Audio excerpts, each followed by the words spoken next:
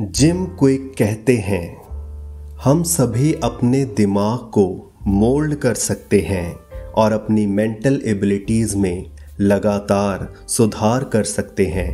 अगर आप सीखने के लिए जद्दोजहद कर रहे हैं तो ये आपके दिमाग की पैदाइशी लिमिटेशन के कारण नहीं है।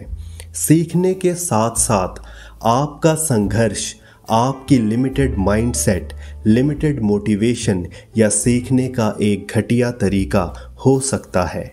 जिम अपनी बुक लिमिटलेस में जल्दी सीखने के लिए एक मेथड बताते हैं जिसे फास्टर मेथड भी कहते हैं। F for forget. किसी काम पर अच्छे से फोकस करने के लिए अपने आसपास के डिस्ट्रैक्शंस को या तो रिमूव कर दें या उन्हें दूर कर दें। A for act. पारंपरिक तालीम ने ज़्यादातर लोगों को ये सिखाया है कि पैसिव रहकर सीखना ठीक है, लेकिन हमारा दिमाग कंजम्पशन से उतना नहीं सीखता जितना क्रिएशन से सीखता है। इसलिए कोई नई चीज़ सीखते टाइम आपको एक्टिवली इन्वॉल्व होना चाहिए। S for state.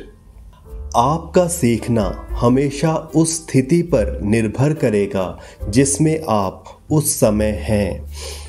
इसमें आपकी मनोवैज्ञानिक स्थिति जैसे कि आपके थॉट्स और आपकी शारीरिक स्थिति दोनों शामिल हैं। T for teach. किसी भी चीज़ को किसी और को सिखाने के इरादे से सीखें। यदि आप ऐसे सीखते हैं जैसे कि आपने एक प्रेजेंटेशन देनी है तो आप उसमें महारत हासिल करने के इरादे से सीखेंगे। E for enter. बहुत से लोग अपने शेड्यूल में इम्पॉर्टेंट कार्यों को एंटर करते हैं लेकिन व्यक्तिगत विकास के अवसरों को दर्ज करना भूल जाते हैं। अपनी सेल्फ डेवलपमेंट के लिए काम करना बहुत ज़रूरी है। R for review. Forgetting curve से मुराद है कि अगर हम नई इन्फॉर्मेशन को याद रखने के लिए उसे सरगर्मी के साथ नहीं सीखते तो हम थोड़े टाइम बाद उसे भूल जाते हैं। फॉरगेटिंग कर्व का इम्पैक्ट कम करने के लिए आपने जो सीखा है उसको एक्टिवली रिकॉल करना शुरू कर दें by using spaced repetition. Spaced repetition के लिए आपको पुरानी और कम कठिन जानकारी की तुलना में नई और कठिन जानकारी का अधिक बार अभ्यास करने की आवश्यकता होती है।